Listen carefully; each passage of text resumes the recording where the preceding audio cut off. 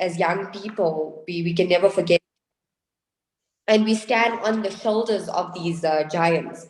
And I want us to remember that in standing on their shoulders, it's also good to reflect at how far we've come. And also, I think criticism is very necessary as to how we continue the legacy of heroes such as Nelson Mandela. And the topic of today and the theme for this discussion is, like we said, generally advocacy, and do what you can with what you have wherever you are. And I always strive to say that in as much as people claim they may not be activists, or they don't claim a particular title, in general, as human beings, we want to see our society improve. We want to live in a better country, a better continent. And a lot of us coming from Africa, I think we recognize that it's up to us as Africans to get ourselves onto an equal playing international field, to get ourselves immersed out there. And I'm really excited to host this panel. I'm Lutfia Dean. I'm a policy advisor for the All Africa Student Union. And I'm in women's rights, youth rights, and children's rights as well. So thank you so much. And today our panel is a well-rounded panel with people from different walks of life. Two very powerful women on this panel as well, which makes me very excited because, one thing Mandela also pushed for was the fact that women need to be part of the liberation. And I'd like to thank you guys so much for joining. And thank you also to Johan, who has a lot of work behind it. So I don't want to go over because I know we always end up flying into conversations later in the discussion. And the biggest thing about Mandela Day is for us to make sure we engage on what it means to do what and with what you have wherever you are. So I'm going to give an introduction to our opening and welcoming speaker, which is Esther Simone. I really admire her work. She unfortunately could not join us physically due to travel. Ordered something to share with everybody on this platform. So just an introduction. She is the Secretary General of SASU, and she serves as a president as well of the Pan-African Female Youth Leaders, which involves about 27 countries. She's groundbreaking in terms of her development in justice and public management as well. She also is very passionate about policy, and amongst other roles, she serves as an executive board member for the Global Campaign for Education. So as we can see, very pivotal in the struggle, and I think this is a perfect example of us standing on the shoulders of giants like Madiba himself. So I think James will be managing the sound bites. I'm going to hand over to you guys to just please take us away with that.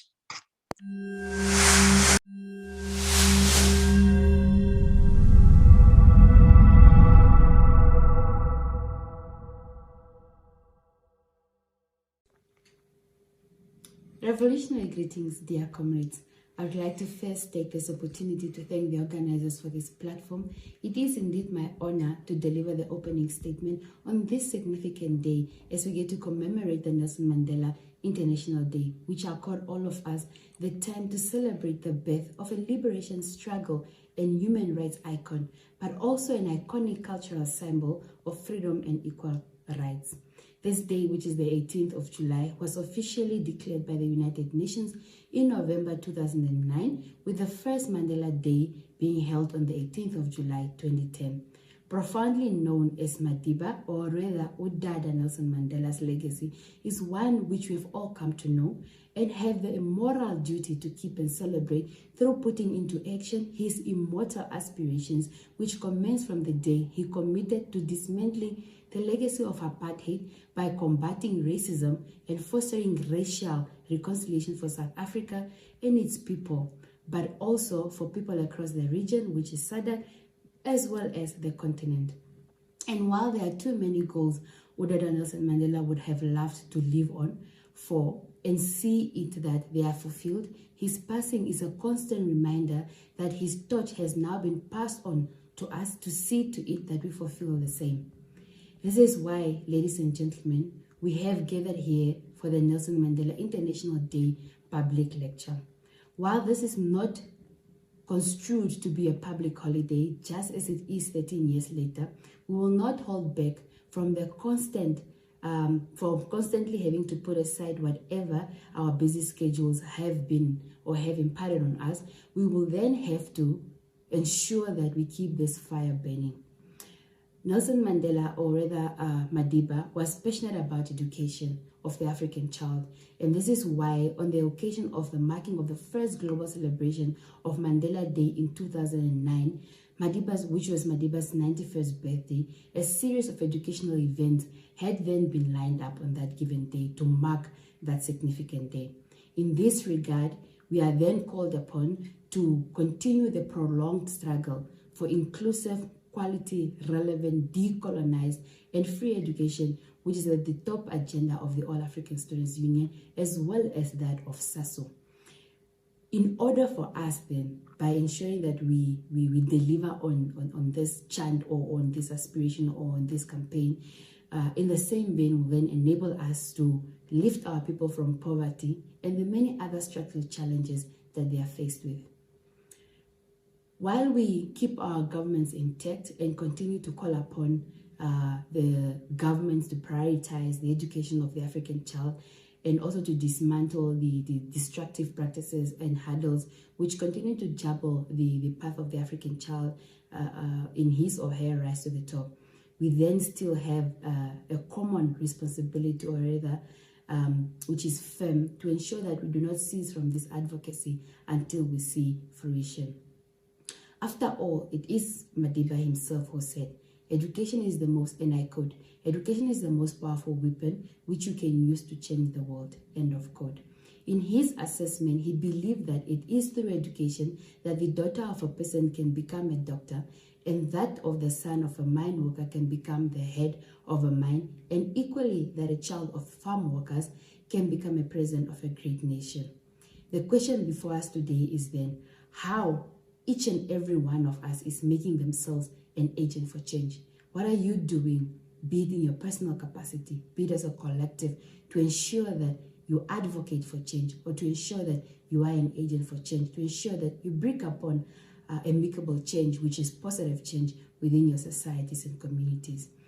Years after Madiba's passing, we are still faced with the fight to create economies that are inclusive and that speaks to the needs of our people. We are still pressed with delivering on decolonized, free, quality, relevant education for all. We are still pressed with high unemployment. We are still pressed with poverty. As we commemorate this day today, to be specific, all of this are a reminder that we are far from finishing the fight that has started, or that was started by the revolutionary in terms of our forefathers, and also what they really had to endure to make Africa home for all. Most importantly, the purpose of this day is not only for us to reflect and share light on Madiba's advocacy, but equally to share hope and to appreciate the journey which has been traveled thus far. Dear comrades, I would like to pose and to profoundly draw your attention to a question which I think should be lingering on our minds on this given day or any other day during this time. And that is for us to address a very pertinent question on what is our generational core, or what is our collective mandate or mission as a generation.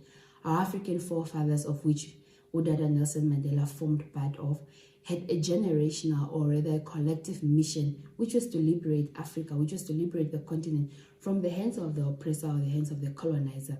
They have delivered, they have liberated the continent. Now the question lies between myself and yourself. What is our generational mission? What is our generational core? What is our generational mandate? What is it that we need to deliver on? Frantz Fanon shared wisdom, and I quote, each generation must, out of relative obscurity, discover its mission, fulfill it, or betray it. I'd like to leave that there for us to deliberate on. Years later, here we are. Our forefathers have fulfilled theirs. What's ours? May we then extensively ponder on this. Also true to this noble objective, may this lecture indeed serve as a way for us to offer each other hope and to remind ourselves that we have the power within ourselves to make positive change in our communities, no matter how small or how large it is. With these few words, May we have an exciting, eye-opening Nelson Mandela International Public Lecture. I so submit. Thank you very much. Long live the spirit of Udala Nelson Mandela, long live. Forward the undying revolutionary spirit of Nelson Mandela, forward. Thank you.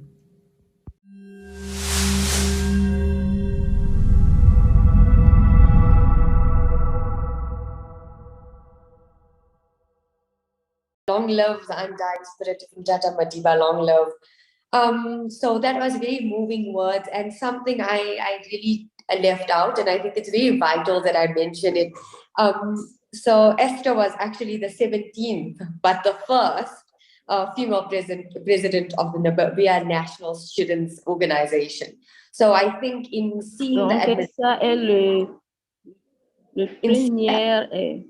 For these leaders and how we take from them and ultimately bring back to our society. And I actually found le premier président.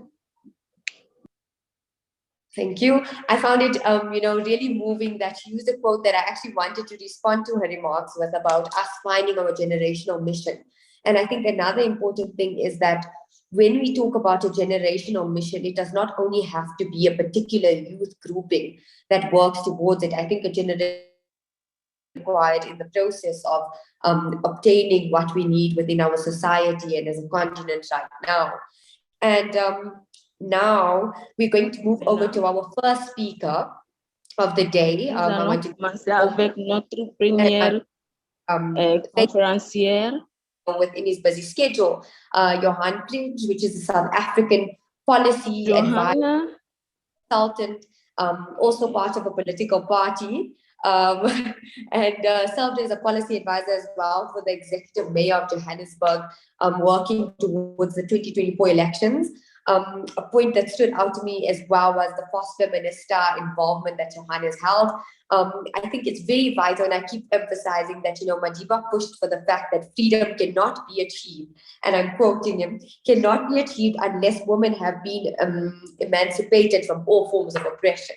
And we see this within today as well, moving towards having women in more positions. And in showing this male speaker that we have today, Johan has taken it up upon himself as well to ultimately state that women should be empowered. And it's something that Madiba held close. So this is, this is the depiction of the fact that leadership involves intersectionality, leadership involves non-racialism, non-sexism. And that's what we're pushing towards. So now in defining our journey as activists and as members of society and how we can do anything within our power to assist and alleviate society, Johan's going to talk about the crucial intersections.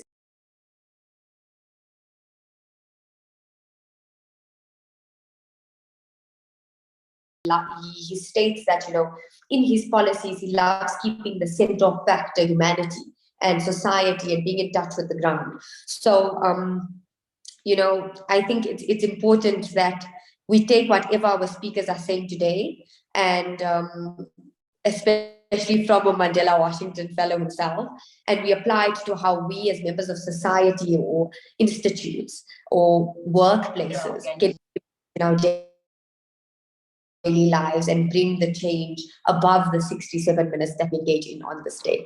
So thank you so much, and I'm going to hand over to you now. Great, thank you so much for that wonderful introduction, Pia.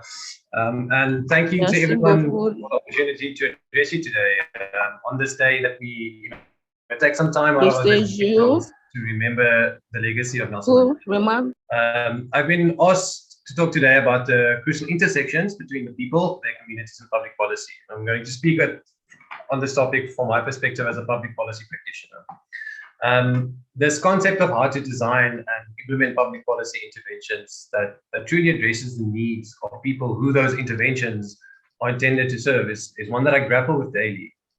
And today, as we are commemorating Mandela's legacy, I felt it's appropriate to reflect on what I believe Madiba's legacy is when it comes to public policy.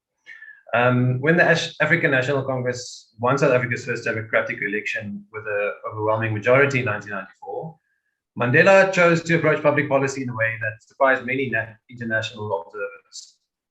Rather than act out of retribution and anger towards the people that oppressed him and millions of Black South Africans for decades, he chose to lead the country in a way that I believe put the needs of the people first. In his first State of the Nation address as president, he wanted to build a nation built on the foundations of peace, prosperity, non-sexism, non-racialism, and democracy. In other words, a nation where everyone would have equal, where the will of the people should prevail. Now, I would be one of the first people to acknowledge that current day South Africa is still very far from that nation that Mandela envisioned. Those that are familiar with South Africa's socioeconomic status know that we have some of the world's highest inequality, poverty, and unemployment rates. And it is still, to this day, Black South Africans that carry most of this burden. So while Mandela received universal praise for his actions today, there are many people that are not happy with the way his government dealt with the transition to democracy. So, despite peace, South Africa remains a deeply divided and unequal society. This brings me to the crux of my address today. Creating public policy is an extremely complex process with so many known and unknown external factors. Unlike other sciences that often have the luxury of experimentation, the cost of experimentation in political science is high. A failed policy intervention can ruin thousands of lives. And even when policy interventions seem to work, there's such a wide array of external factors that make it hard to determine whether there's actually a nexus between interventions and outcomes. Due to this complexity, I believe that public policy practitioners always have the urge to look at best practice and best scientific evidence. And that is, of course, critical to good policy making. However, public policy never takes place within a vacuum. Even when using the best available science, policymakers are still hamstrung by socioeconomic realities. To further complicate matters, the nature of most governance systems, including democracy, means that political ideology and the often self-centered desires of politicians will always have a significant impact on public policy. So within this complex web of factors, how do we, as students of governance and public policy, then approach public policy? How do we make sure that the plans that we make truly serve the need of the people and their communities? The short answer, in my opinion, is that we can never be 100% sure that On ne peut pas will work. 100% Exactly sûr because of que this wider cette range of politique va travailler. public policy. Just going to give a second there. Public policy practitioners should thus always be humble, since there's such a large chance of you being wrong. However, there are certain practices and frameworks we can use to improve our chance of success. In a field where perfection is not achievable, I believe the best thing we can strive for is to do the best with what we have, wherever we are. So let's put some of this into practice. One of my personal favorite frameworks is that of asset-based community development, or ABCD. If you Google asset-based community development, you will find some fantastic resources that explain how this works in practice. But the basic principle of ABCD is that people and communities have inherent assets and gifts that can be leveraged to build better communities for all. ABCD thus promotes a departure from the deficit-based approach to public policy, which essentially just focused on the challenges a community faces and how to fix those problems. In my view, the deficit-based approach is a very top-down approach that often fails to take the views of communities into account. The two key phases of the ABCD approach are to identify the assets and gifts that already exist in the community, and two, together to build on those identified assets for the benefit of the community. Gifts and assets can take on various forms and can be human, social, environmental, or institutional in nature. By mobilizing individuals, associations, and institutions, and viewing the community as a diverse and capable web of gifts and assets, these gifts and assets can then be used to empower a community. In my mind, the most beautiful thing about this approach is that it is inherently empowering. By focusing on what the community does well, rather than what its challenges are, the community is given agency to take charge of their own development. According to ABCD, there are essentially 5 key elements present in a community. Firstly, there are individuals. Every individual has gifts and assets. Then there are associations. The people come together and discover each other's gifts and assets. We then have institutions. People and associations organize around assets to maximize the benefits of those assets. Then you have place-based assets. People live in a specific place for a reason. Connections. The connections between these different levers that are utilized to empower the community. Through the interaction between these 5 levers, focusing on the assets of the community allows for the creation of relationships where those that want to contribute to the improvement of the communities can do so. The agency to drive change is firmly structured within the community, and policymakers can, with the help of the community, then develop policies that unlock the full potential of those communities, rather than only focusing on the challenges. This approach, I believe, truly unlocks the potential of doing what you can with what you had, wherever you are. For me, one of the most important things in ensuring the needs of people and the communities are represented in public policy is empathy. At its most basic level, empathy is an understanding of the lived experience of others. On one level, public policy institutions, such as governments, have the responsibility to ensure that they have a diverse workforce that have different lived experience. On the individual level, though, policymakers have the responsibility to develop their own capacity for empathy. And I believe the best way to do so is to listen. Listen intently, listen widely, and listen often. Listen to the life stories of others, especially those that have different lived experiences from you. Seek out podcasts and documentaries about the lives of others. If you're fortunate enough to travel, seek out opportunities to learn from others when you're away from home. When you don't have the opportunity to listen, read. Read the stories of others' lives, especially if those stories make you uncomfortable. And you don't just have to read nonfiction. The stories of fictional characters can be just as valuable. The scientific process, best practice, and data is critical in policymaking. But I believe that the power of listening and stories is often overlooked. Listening has a empathy between people, and for policymakers, it provides an avenue to better understand the human impact of their work. And to just give an illustration, I will discuss just a bit of my own experience in the field as a public policy practitioner. When I was working as a policymaker at the city of Johannesburg, much of my time was spent at my desk reading comprehensive research reports and going through extensive data sets. And those exercises were extremely important. But almost of more value was the community-based planning events. In these events, officials of the cities would go into the communities and provide a platform for people to provide input into the city's planning processes. Most of the time, this meant people telling their stories of the struggles they faced daily and what they believe could be done in their communities to make it better for everyone that calls that community home. While I often left these sessions with a deep sadness at the suffering people face on a daily basis, it also left me immensely inspired. It added color and realness to all those research reports and data sets. Beyond models and numbers, I understood that what we were trying to achieve had a real human impact, and that it was my responsibility as a policymaker to do my utmost best to understand the needs of people and communities, even though my lived experience was so different from theirs. A few years ago, I consulted a collection of individuals that formed the People's Dialogue. And it was a collection of individuals who were playing with the idea of starting a new political party, but a political party that was different from what was already on offer in South Africa specifically.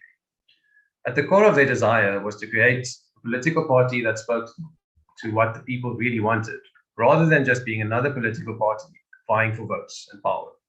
To do so, we launched a large-scale project using social and traditional media to invite people to give their ideas on what can be done to fix some of South Africa's most pressing challenges. The outcome was beyond what we could have imagined. We had over 125,000 engagements of proud South Africans contributing their knowledge and expertise on what can be done to make our country a better place for everyone that calls it home. And it was based on these learnings, on this extensive exercise of listening to people, that this new political party was born in South Africa. The final story I want to share with you is about an organization I currently have the privilege of working with as a governance consultant, Force Feminista. Force Feminista is a feminist organization that works in sexual and reproductive health rights and justice for women, girls, and gender diverse people. Force Feminista brings together organizations from all over the global south to share resources and knowledge with each other. It was founded on the core belief that everyone has something to offer, and that by listening to each other, partners can become stronger and better serve their communities. Force Feminista recently made a strategic decision to expand beyond its traditional base of operations, which was in Latin America and the Caribbean, into the rest of the global south, including Africa, Southeast Asia, and parts of Eastern Europe. However, in acknowledgement of their own limitations and limited lived experiences, the organization went into this process of expansion with collaboration with the new partners front of mind. Rather than enter a new area with a predefined idea of how things were to be done, they asked organizations we partner with what kind of assistance they needed and what they can contribute to the other organizations. By suspending assumptions and asking the people that are involved on the ground level on a daily basis what needs to be done, Force Feminista was able to create powerful horizontal relationships with their partners that truly speaks to the needs of the people they want to serve. When Mandela was released from prison, I was able to lead the ANC to its first elected victory. The temptation to punish those that tormented him personally and his people as a whole must have been immense. But, as one commentator put it, Mandela was a giant of empathy. He was able to put himself in the shoes of his opponents, and even those that put him in prison. We have heard stories of Mandela, a talented lawyer, helping his prison guards prepare for exams. In 1995, when South Africa hosted the Rugby World Cup, a sport predominantly supported by white South Africans, Mandela saw the opportunity for nation building and used sport as a celebration of the nation's diversity. It is thus that I believe Mandela's biggest legacy for those interested in good governance and public policy is those of empathy and humility. In a world that is becoming increasingly divided and polarized, those of us that choose to follow professions that allow us to lead should always try to center ourselves in empathy. We all have our biases and prejudices. That's just part of being human. But as leaders, we also have the responsibility to work towards becoming the best versions of ourselves that we can possibly be. I'll admit that that's not an easy journey, and it takes a lot of courage. It takes courage to admit that we might be wrong.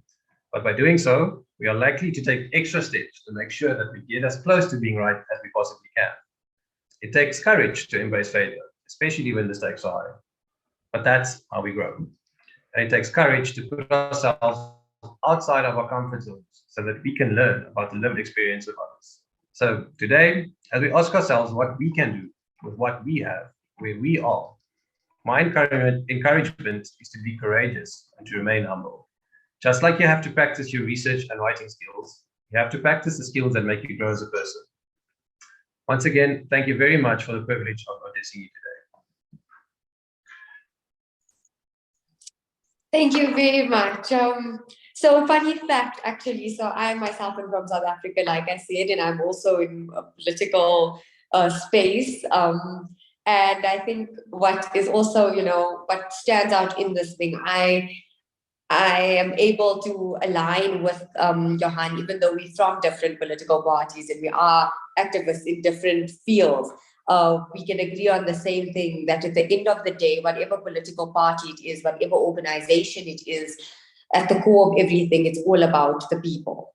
It's all about the people who make the movement, and it's all about our citizens. So thank you for that. And I just want to highlight some key points in case anyone, got a bit overwhelmed or lost in translation, because these stood out to me a lot.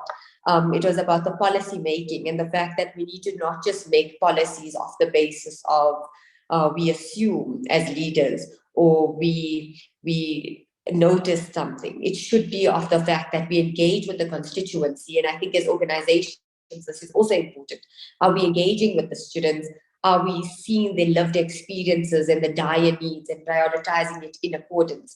And then are we implementing?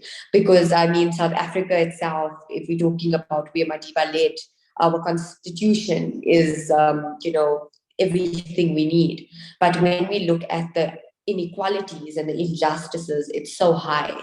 And so that speaks to also the governance. Like Johan said, we need good governance. And I think this forms in any part of the world, wherever you are and whatever you're doing, good governance is a very crucial part. And when we spoke about using whatever you have and doing whatever you need to do with the little that you have, and, maximizing the minimum resources, I really loved the point about using sport, because this also takes us then to the thought about the importance and the value of cultural diversity. So how are we as human beings in our daily lives just learning about each other's cultures? And I think that in itself is a commemoration of Mandela Day and of any apartheid or oppression that we have liberated ourselves from. Are you standing next to someone from a different culture and saying, how do you greet in your language? How do you pronounce a particular thing? And just, the process of learning and unlearning as a form of liberation. So thank you so much. Right. So we're now going to move on to our next speaker. Also, our speakers are doing well for time. Yeah, there we go. Okay. Right. So the next speaker, also a very phenomenal speaker, a woman I also admire greatly, Malene Rousseau. She is basically the co-founder of the 2017 Women-Led Movement.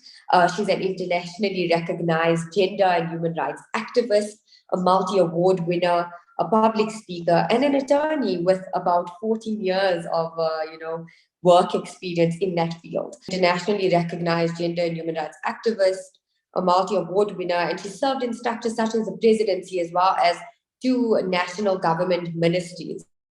So her organization was co-founded in 2020, and pushing the Pan-Africanist agenda, they then also moved to Madagascar. So what we've seen here is what All Africa Student Union pushes for, which is the continental integration.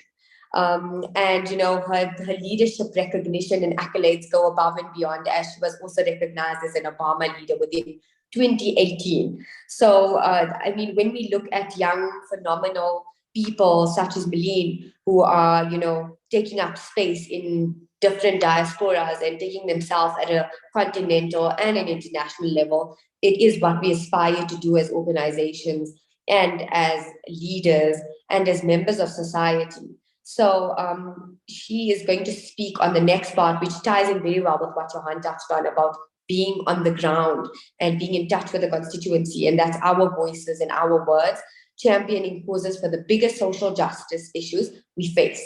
So thank you so much, Malene, and apologies once again for what just occurred. I think we'll get the leadership to come in and clarify afterwards. But nonetheless, let's continue with this fruitful program. I'm handing over to you now, Malene. Thank you so much. Thank you very much, Program Director. And if this is the welcome that I get, for the All Africa Students Union, then you should invite me back here again, please, colleagues, Anyways, that is just a very dark joke. Thank you very much for having me. And as the Program Director indicated, my job today is talk about how to champion causes for the biggest social justice issues of our time. So during my presentation, I will address the issue of what constitutes social justice issues and why is it important for us to achieve social justice within our lifetime. I will further address the practical steps that you need to take to firstly identify the cause that you are passionate about and how you can champion the cause. I'm a very practical person. I haven't always been that way, but I think since my activism started a few years ago, I've become very much practical about how to go about not only mobilizing the masses in formulating movements, but how to actually be effective in these causes. Lastly, because it is Mandela Day, I'm going to use many examples, practical examples of lessons learned from former President Nelson Mandela, throughout his life, throughout his activism, and throughout his leadership. Now, social justices or injustices can happen at a local as well as at a global scale. And when we talk about social injustices, we can talk about issues of ending, for example, ending hunger. We can talk about food insecurity. We can talk about issues relating to poverty and socioeconomic injustice. We can talk about climate change and climate justice. We can talk about consolidating and strengthening democracy. We can talk about eradicating gender and racial inequality. We can talk about issues of how to deal with homophobia, gender-based violence, unemployment, the causes and the impact of mass migration across Africa. We can talk about issues relating to access to healthcare, access to housing, access to education, as well as access to clean water energy, and sanitation. And these are just a few examples of some of the biggest social justice issues that we face in our time. Of course, there are many more. Now, achieving social justice in our lifetime will require a sustained and proactive program of action. It will also require us to act against all forms of discrimination. It will require us to act against prejudice, and it will require us to act against injustices where it manifests in order to build a fair, just, and inclusive society. A phrase that I want you to remember is that none of us are free until all of us are free. And none of us are equal until all of us are equal. And indeed, that will be a massive task to do. Now, there's 4 questions as an activist, and I mean, you are all fellow activists, that I want you to answer. There are 4 questions. The first one will deal with what is your motivation for choosing a particular cause. I mean, I've listed so many causes that you can throw your weight behind, but what is your motivation for choosing a particular cause? Okay, and when do you start? That is the first question that we will answer today in my presentation. The second question, after you've now identified your cause and you are now so motivated towards fighting for this cause, the second question is, how do you organize yourself and how do you prepare yourself to fight this cause? So it will deal with the organization and the preparation in how to become active. The third and very important question that we will have to answer, you will have to actually reflect on this after the presentation, but we will deal with it today. What are the core characteristics, the core competencies, and the core skills that you need to be an effective leader, to be an effective activist, to deal with social justice issues, not only in South Africa, but across the African continent? And lastly, a very difficult question. What are you willing to sacrifice for your cause? We don't like to sacrifice things, but we do know, and I'm the example of the apartheid movement, people lost their lives because of their dedication towards the cause. And this is a critical question. What are you willing to give up about your life, about things that you hold dear to you, to prove how dedicated you are towards the cause that you are fighting? Now, Malene, before you go forward, yes, I see that lots of people are saying they missed some. I myself also was a bit taken. So if you can just list them quickly again and then continue. Yeah. The first question you ask yourself is, what is my motivation? Why am I choosing this cause? Okay, are you passionate about the cause? Are you doing it because your girlfriend is involved in the cause? Are you doing it for reasons? What's your motivation? Fight the cause, and you now know what your motivation are. What do you need to do to organize and prepare yourself for the fight? Because you need to organize yourself. You need to prepare yourself. And what does that encompass? The third question, and the very important question, because this is the one that Nelson Mandela really focused on a lot. What are the characteristics, the competencies, and the skills that you need to become an effective social justice activist? Okay? And the last one, which is something that people don't like to answer. What are you willing to sacrifice for the cause? What are you willing to sacrifice? And we'll deal with those things. I hope that was clear now. So let's look at what Nelson Mandela became a very, prominent civil and political rights leader in South Africa. Throughout his lifetime, he has led many defiance campaigns against the apartheid government. But something that people often miss is the fact that Nelson Mandela was a very young man. In fact, he was a young boy when he started, when he committed his life and dedicated his life to the fight against the anti-apartheid or the apartheid government. He dedicated his life to fight racism and segregation in South Africa. So what was his motivation? I could list 3, but of course there can be many. First, he understood the severe impact that the apartheid laws had and will continue to have on the social, educational, political, health, and economic development of Black Africans in South Africa. He understood that. So that was part of his motivation. His second motivation, he knew that the system of apartheid was fundamentally discriminatory, it was inhumane, it was unjust, and it was oppressive. And that was another motivation. His third motivation was that he wanted to liberate Black Africans and usher all South Africans into a new democratic dispensation. So Mandela was very clear at a young age what his motivation was for joining the anti-apartheid movement, okay? But something that we often forget is that Nelson Mandela was only 26 years old. I mean, often the photos that we see of Nelson Mandela was the one where he comes out of Victor Verster after 27 years, but he's an old man by then. He's in his 60s. But we forget that Nelson Mandela was a young man. He was 26 years old when he joined the African National Congress. He was 26 years old when he founded the ANC Youth League. That was in 1944, 4 years before the apartheid system was legalized in South Africa. In 1952, at the age of 34, Nelson Mandela also became a lawyer. And that was the same year he started a law firm with Oliver Tambo, the first Black law firm called Mandela and Tambo Attorneys in South Africa. He was 34 years old. And he was also 34 when he led the first defiance campaign in South Africa. He was a young man.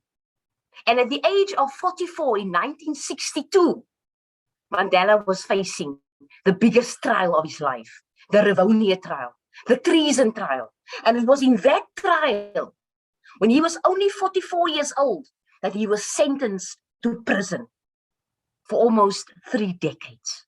So he was a young man.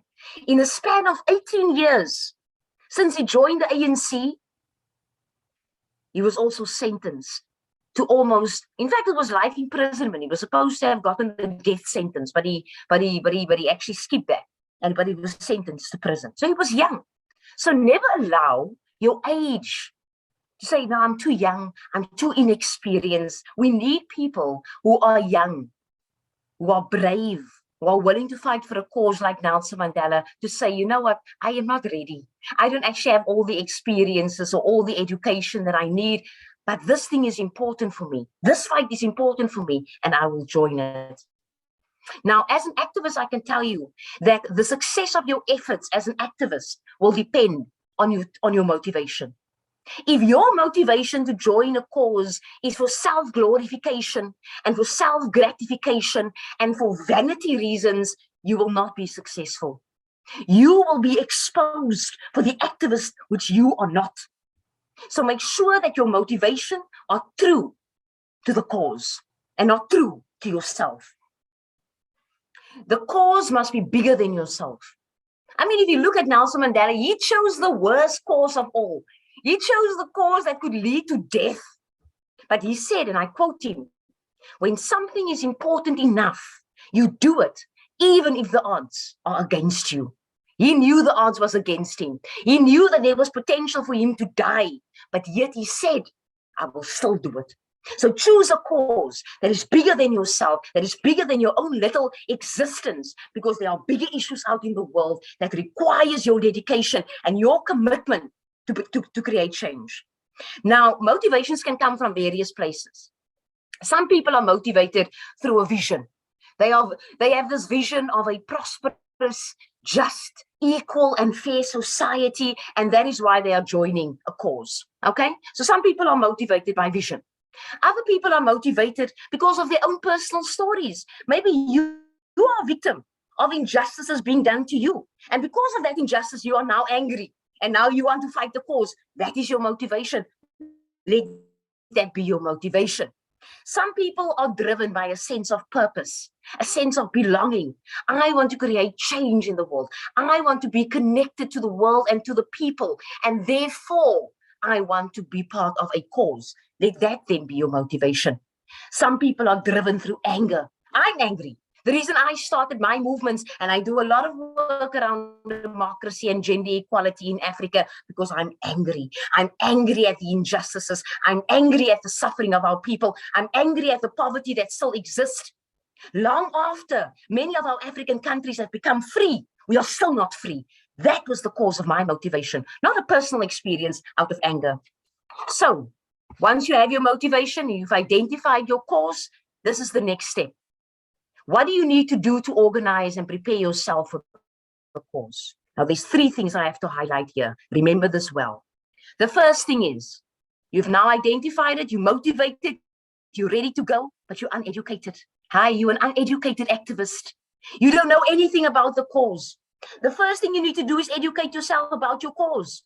You need to know the root causes, the contributing factors, the laws, the policies, the strategies around this particular thing. You need to know about the potential solutions. You need to get to know the statistics, the theories, everything around your cause you must know. Because one thing we do not need in Africa is an uninformed, ignorant activist. Okay? Because you have the power to influence and inspire people that's going to want to follow you. We cannot allow people to follow ignorant activists. You will seldomly hear about people that speak about the cause and they know absolutely nothing about it. Know something about your cause. Continue to learn, continue to read. If you read more, you know more, and you are better equipped to deal with the challenge and to create change. The second thing, how on earth can you be a leader and an activist with no plan and no vision? Ha, bad. Huh? You need a plan. You need a vision. No one is going to follow you without a plan. So you need to be decisive in both your words and your deeds. Okay? Think, consult, construct plans and workable solutions and implement them. Let me give you an example of Nelson Mandela. When he was young, he was never afraid to challenge the leadership of the ANC. In fact, he was so frustrated with Comrade Albert Lutuli, where he told them, you know, you guys, you are so outdated with your plans. I don't like what is happening here. And he addressed them. And there's a famous speech where he said, in the speech is entitled, No Easy Walk to Freedom, where Mandela told the ANC members that you better come up with new plans for this political struggle. Because the plans that you have is outdated. We don't need those plans. And even Nelson Mandela, he stood up against people like Albert Lutuli, the founder, the leader of the ANC, and he told them, you an old man. Your ideas are outdated, and I don't agree. And I want to quote a small piece where he said, we must be prepared, and this is the ANC, we must be prepared for them, like men in business who do not waste energy in vain talk and idle action. Mandela believed in action. He believed that you needed to be educated, but you needed a plan and you needed a vision. And that is important. The third thing and most important, you must be able to mobilize, organize, and inspire people to follow your vision, to support you in this thing. How can you be an activist on your own, tackling big issues, but yet you are alone? You need to be able to mobilize people to support you. You do that through engagements, through creating community forums, through advocacy, through campaigning, door-to-door petitions, protests, picketing. You bring people together because let me tell you, there's a lot of people who agrees with the cause that you are fighting. And there is strength in numbers. If you can mobilize the masses around a cause, educate them, together you can create big, big changes in society. That is the final thing. Then, what are the core characteristics, competencies, and the skills that you need? Now, this is the most important of all. Nelson Mandela didn't care about how educated you were, if you were able to mobilize people, if you were, very prominent and very popular. He didn't care. He was worried and actually most concerned about was the character of the individual. Are you capable of standing when all things are falling apart? Do you think this thing of activism is a joke? Do you think once you've chosen a particular cause, that cause is going to be easy? It's not going to be easy. It's not going to be easy. So you will need courage, number one, and Mandela speaks about courage. You will need resilience. You will need to be able to be the kind of person that will get up every single time. When you are pushed down, you stand up again stronger than before with the people that's supporting you. So courage, resilience is important. Nelson Mandela speaks about character. He didn't care about your popularity, how rich you were in society. What he cared about was your humility, your generosity, your simplicity, your absence of vanity. You know, when you think about yourself, you think you're a little God. We have too many gods that's in Africa. That is why Africa is looking like it is today, because we have presidents that think that they are gods of people. You need to reject vanity, and you must be ready to serve your people, because you will never be a true leader if you do not know how to serve people first. Nelson Mandela also believed in vision plus action. You can't have a vision with no action. You can't have action without vision. Imagine you have a vision, but you never start, working towards it. Or you start acting, but you don't know where you're going to. You have no vision. You have no direction. People will become confused. And Mandela was very serious about this. He says vision plus action, they come together. Nelson Mandela also said, think big. Stop playing small for people. Huh? Stop playing small. Hey? This mentality that we have as African people to play small. You can be humble, but you don't have to play small for no one. It is time to play big, to think big, to do big things. We must become trailblazers in Africa. That is what is required to change this continent. The other lesson that Mandela taught us was to be optimistic. Imagine you a negative, pessimistic leader. How will people remember your legacy? That leader shame was very negative. Hey, there was never any inspiration from that leader because he was always negative. No, Mandela said you have to be optimistic at all times. Keep your head towards the sun and keep your feet moving forward. That is important, irrespective of the challenges we face. And I will tell you now, you will face immense challenges on this battle. You can ask me, I almost lost everything because of this particular cause that I'm fighting for. But that was something that I was willing to sacrifice for this cause. Then one or two more things: never abandon hope or give up. As a leader, you can never give up, irrespective of how difficult things will be and will get and will continue to be. You should never give up. And then lastly, the journey never ends. And Nelson Mandela talks about this in Long Walk to Freedom, where he says, after climbing a great hill, you only find that there are many more hills to climb. So you can stop and you can rest and you can look back at your success and your victories, but the journey doesn't end. Because with your freedom comes responsibilities. With your freedom comes responsibilities, and that long walk to freedom will never, ever end. Don't think that your victories is going to change the world. It's small little victories that's going to build up to something bigger one day. My job, for example, and I'm 37 years old, I know it already. My job is to lay the foundation for the generations to come and to build on top of my legacy. That is it. I will never be able to sit under the tree of that same tree that I planted. I will never be able to sit under that tree, but I am doing it for the generations that is to come. Then lastly, what are you willing to sacrifice? Very important. Now, you will be misunderstood. You will be rejected. You will not be supported. You will be betrayed. You will feel isolation. You will be ridiculed. You'll be targeted. You'll be thrown into prison. And some of you might even die. Yes, you will die for this cause because it's big issues. Now, just like you want to do good in the world, there are people out there. There are people that want to do bad. And they will see you as a threat. They will see you as a threat and they will come after you and they will try and destroy you.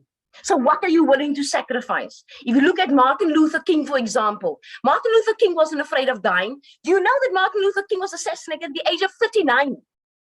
Malcolm X was assassinated at the age of 39. And even Nelson Mandela in his speech at the Rivonia trial said that he was willing to die for this ideal. Are you willing to die for the cause? Because if you are not, then your heart is not fully in this thing. We are doing it not only for ourselves, but for the generations to come. And that is why when you champion a social justice issue, you go in it hard and you give it everything. Thank you very much. Thank you so much, Melina. I myself, as an activist, as a young woman in this space, I have goosebumps. So I cannot begin to say how moving your speech was. And I think everybody else in the comments as well has shown utmost gratitude. It did go a bit over time, but it's okay. we can manage the situation. It's okay. I just want to say, you made me think about something I read when I was very young. Jeremy Cronin wrote a poem. He was also, you guys can read up on him as well. For those who don't know his work, he's a literature, socioeconomic advocate as well. And he says, Moto ki moto ka batu babang, which is basically a Sutu phrase. And what it means is a person is a person because of other people. And in unpacking this, how I bring it back to what you're saying is that when you talk about selflessness, we do not operate as a silo within society. It's all about coming together, about unity. And in doing that and in being together, that's when you can be a leader that is selfless in society, because you are not a leader because of yourself, but because of other people. So it's very important that everyone on this platform does take away that. And, also if we look at movements like Fees Must Fall, the Eswatini protest held by students, how many people died? I mean, in recently last year when we had the Wits Asina Mali protest, which I was fortunate enough to found, we lost a civilian in the midst of the protest, in Eswatini protest, and it happens all around the world. The amount of people who pass away in these protests and the injustices, it shows us that you cannot be a leader for careerism. And that's a big thing we're facing, not only in South Africa, not only in Ghana, but in so many other countries, that people enter spaces with the mindset of saying, I'm going to occupy this position, I'm going to have this, I'm going to have blue lights. And we need to remove that, because if we're doing that, where are we heading as a society? And also government, we need to get them and all stakeholders to be involved in this. Like I said, it's a process of learning and unlearning. And one more quote before we move on to questions that I wanted to share with everyone that Meline also sparked to my mind was about, Oliver Tambo. He said that the children of any nation are its future, and a country that does not value its youth and children does not deserve it, does not deserve a future. Because like Meline is saying, that we need those that are now part of the old, and I still consider Meline youth. I know we say 35 is a cap in the youth league and in other structures, but it's all about the mindset. And I spoke about a generational mix. And until we've developed that platform to say that young people are now is the time, the hour of the youth has struck within the continent. And what are we doing to get young people to go out there and fight for what they deserve in all spheres? We are then failing ourselves. So yes, trailblazers. Let's keep doing that. Thank you so much, Meline. I'm now going to take 2 questions due to the time. So you guys can just raise your hands, and please keep it very short, 1 question per person, and you can pose it to which speaker, or if you'd like both speakers to answer very briefly. Thank you. So I'm waiting for hands to be raised too.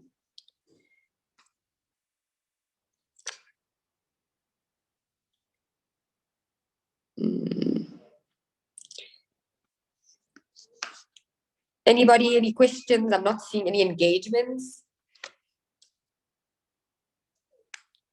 I mean, there was a lot of information.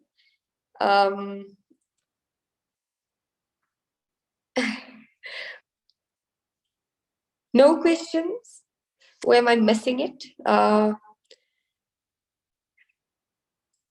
Okay, if you guys don't feel comfortable raising your hand and actually speaking, you can also put the 2 questions in the group chat and we can take it from there. Let's do that, as opposed to, because I know some people also connectivity, or maybe you're in a place currently where it's hard to speak. Okay, so we have a question here by Anastasia. So she said, good day, with the current shootings happening and the electrical crises, how do you think that, how do you think Tata, so how do you think Madiba would have dealt with the situation? So I think, I don't know, maybe we can have this one go to you, Meline, and then the next question we give to Johan. You're muted.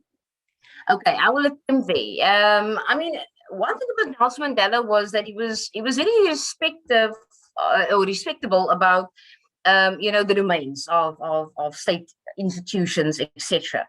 But we all know that we are facing a leadership crisis in Eskom. Okay, it started there. It started with poor governance.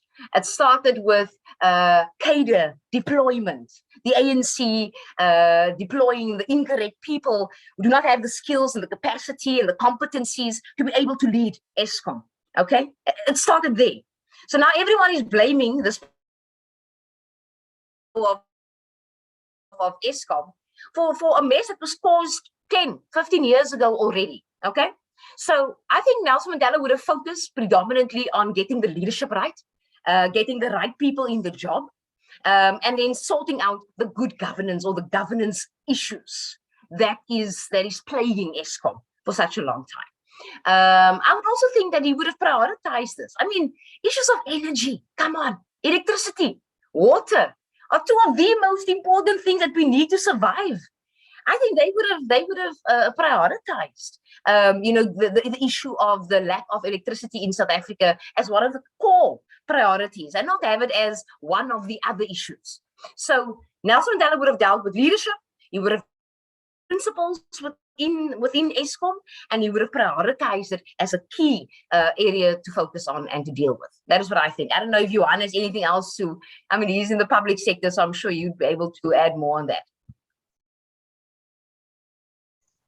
No, I think you've addressed that question very well, and I see there are some other hands, and maybe we'll give questions, opportunity for other questions as well. And thank you for taking that really tough question. Okay, so I see, thank you so much. I see Ivan has his hand up.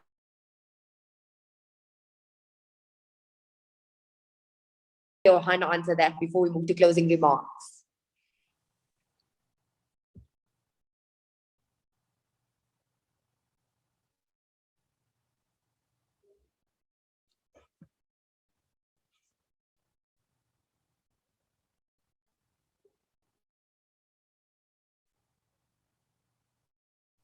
Okay, so Ivan, can you hear me? Please unmute yourself and ask your question. Okay, so we have Oder Felix from Uganda. Please could you unmute yourself and ask your question? Yeah, very good afternoon. Much Facilitator Lufia, and we are grateful for the teachings we are being given.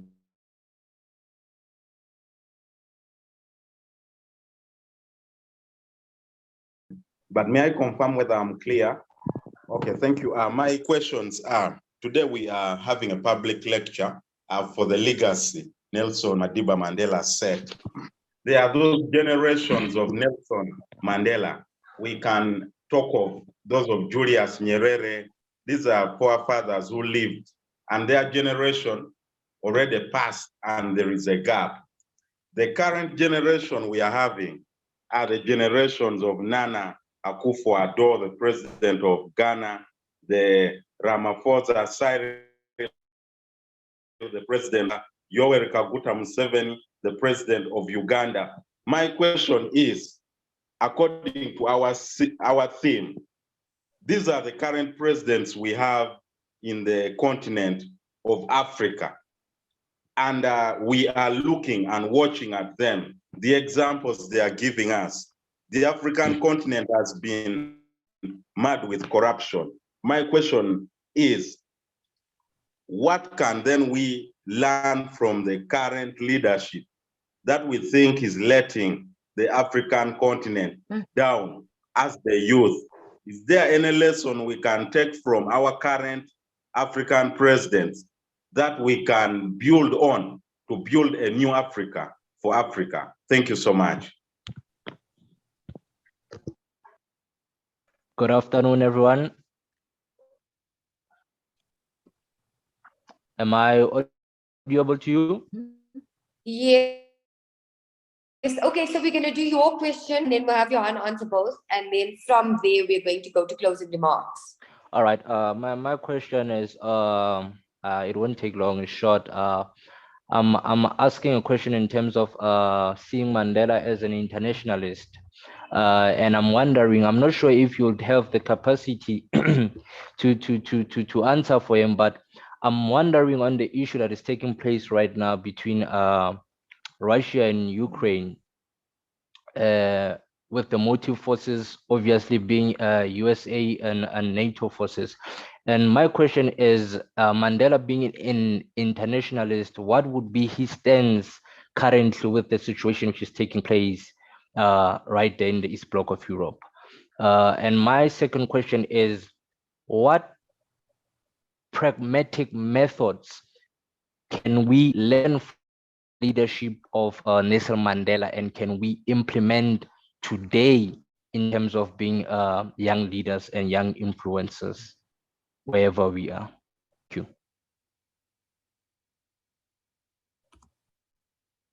Okay, great. Thank you for those questions. With the first question in terms of the lessons that we can learn from current leaders, and I think it's in most African countries there's a lot of lessons of what not to do. In terms of leadership, I think one of the I believe is one of the core issues is that if we look at Madiba's legacy, that he tried to govern for everyone, and he had, despite the ANC winning with 62% of the votes, still created the government of unity. So he still included other parties, and I think that took a lot of humility. I make sure that those that really opposed and oppressed you, you're still willing to work with them to govern, and I think that was regardless of how wrong what they did was, they still had the institutional knowledge to run organizations or institutions, and Mandela had the foresight to be able to include them and make sure that the country is run governed well. And I think there's that's always that kind of mix that you have to find is the balance between good governance and it's towards striving towards bringing about transformative change. And I think for me, the biggest lesson that I'm taking from current politicians is that there's no place for self-interest and the interest of the organization even in political leadership. And I think that's, I talk quite often with people that are interested in getting involved in politics. And I think one of the biggest things there that I've become a little bit jaded and despondent in the sense that those can be a profession that rewards people that act in their best interest, because there's a lot of backstabbing.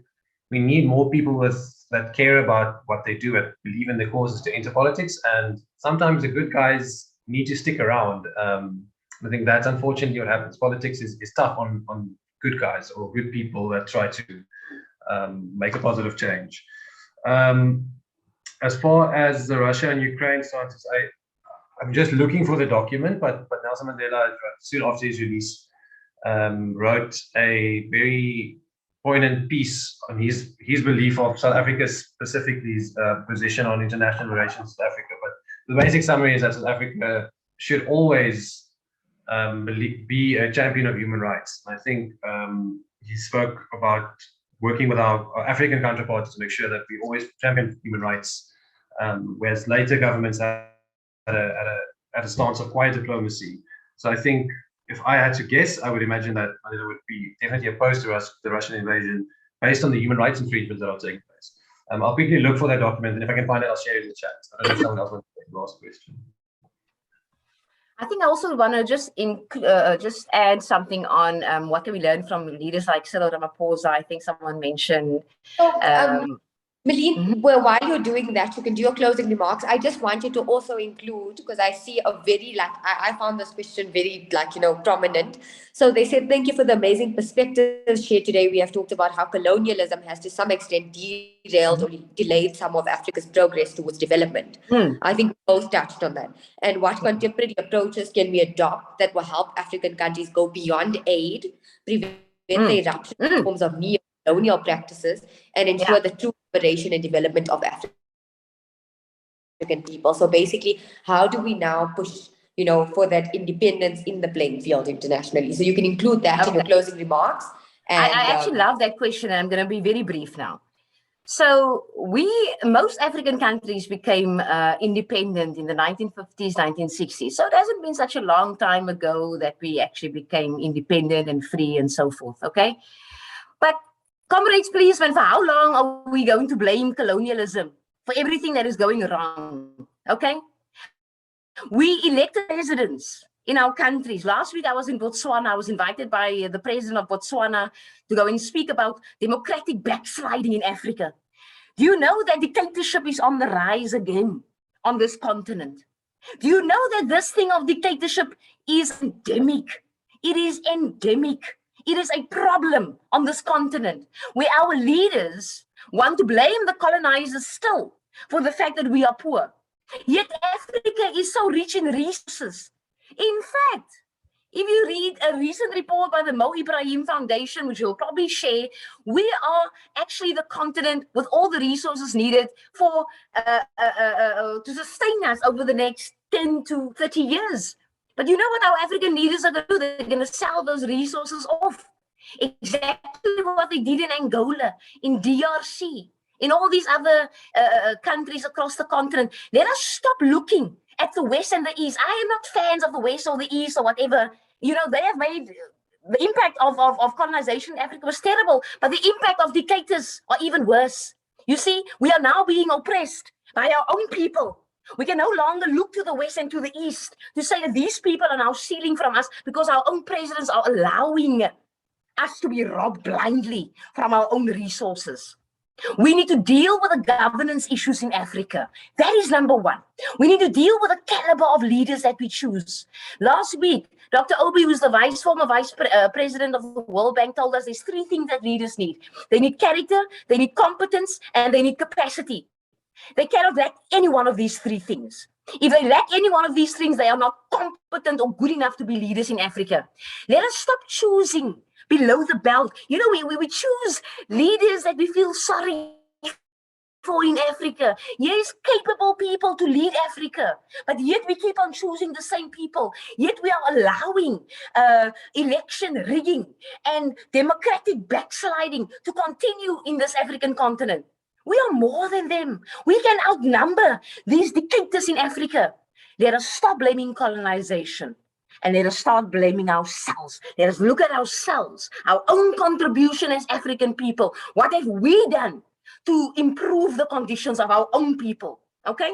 What have we done for the liberation of our own people? That is the only way that we can truly be liberated and stop being so dependent on these grants from the Americas and from the Chinese who are now sneaking into Africa and wanting to take our assets as well. But we are leaders like the Chinese, love the Chinese, because the Chinese are giving grants here for free, mahala. They just give the grants and there's no consequences attached to it if you can't pay it back. Guys, we can do better. Honestly, I'm very passionate about this issue because it is our own leaders who are selling us out. Stop being so in denial about this thing. We have to start seeing a thing for what it is. And we are in big trouble because of our leadership crisis on this continent. Thank you. Thank you so much, Meline. Thank you. I think, Meline, we have to take our conversations further, and I think we must also have a panel discussion with the All Africa Student Union further about these concepts of decolonization. And, you know, there's so many topics today that we touched on, but we couldn't move into depths about. So I just want to thank you again. And, you know, just to remind everybody on this call, us, you know, voting or accepting, I think also becoming is another issue that we should touch on. Young people become part of these patronage networks. They become part and parcel of running campaigns for corrupt people because of the personal gain. I think, you know, when you come from a poor background and when you need your bread to live, you sometimes go to the lowest of low. And what we're trying to do is say to leaders, there is a way out. You do not have to do that anymore.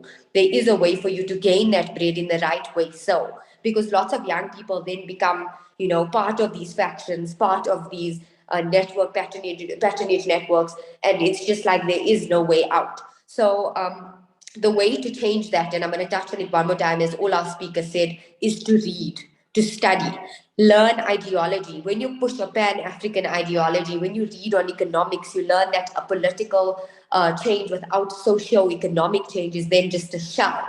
So we need to get into the crux of it and say to ourselves, ideology, keep learning, keep reading and engage. Once again, I want to apologize for what happened. We were hacked. I spoke to some of the leadership of the All Africa Student Unfortunately, we were hacked, but my sincere apologies. And I'm now going to hand over to Veronica Artugudzizo, who is from the All Africa Student Union, my own organization. She is the Chief Technical Officer. And once again, thank you so much for allowing me to facilitate this fruitful, progressive, and passionate discussion. And I hope everybody took something away, including the speakers, because this was a very robust engagement. So thank you. Over to you, Veronica.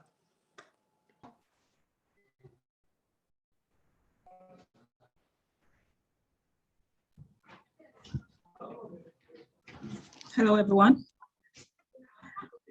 Right, so good day, comrades, distinguished ladies and gentlemen.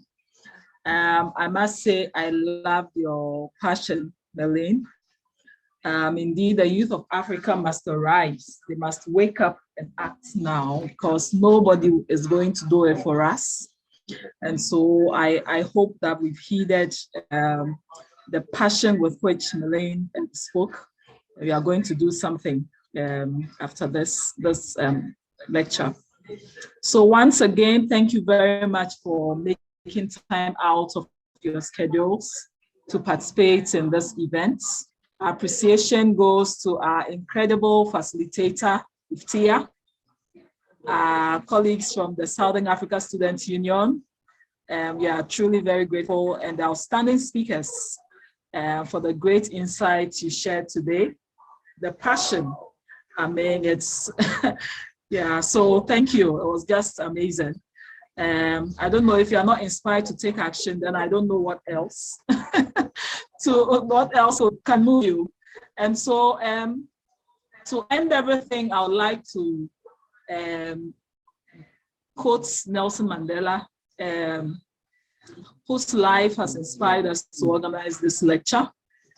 And what he said was that, may our choices reflect our hopes and not our fears.